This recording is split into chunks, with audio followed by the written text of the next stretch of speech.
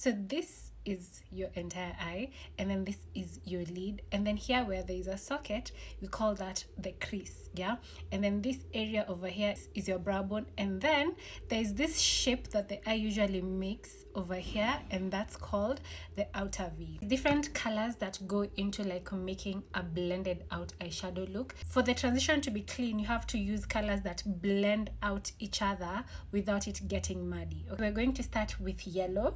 You just start by placing it just below your eyebrows like that. So this would be our blending shade. So I'm going to use orange as my crease color. So we're going to place that here and then blend it.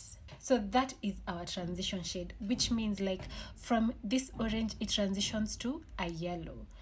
And then now you're going to take the yellow brush and then you blend around that orange until you have like a seamless blend, so it looks like kind of an ombre.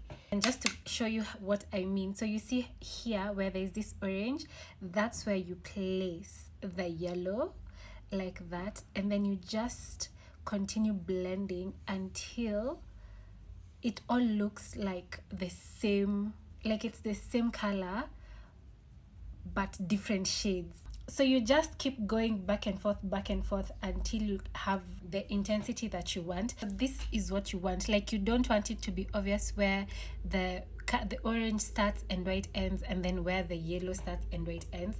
That is what we call like a clean blend. And then now that gradient effect, that like ombre effect, now that's what we call like a transition. I want to show you now how to overlap the colors on your lid space so that they all make sense together. Now to start with, here on your this, I forgot to tell you that this is usually called your inner corner. You always want your inner corner to look bright, to look highlighted.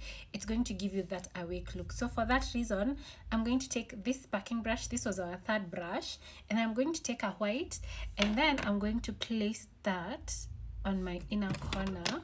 You just tap. So after white, now you follow with the next bright shade, which for this would be yellow. Take the yellow and then you just apply it on top ever so slightly so that it looks like the colors are overlapping on each other. I'm going to take the fluffy brush and then overlap the orange there. I'm going to deposit this to my outer V, and this is how the eyes turned out.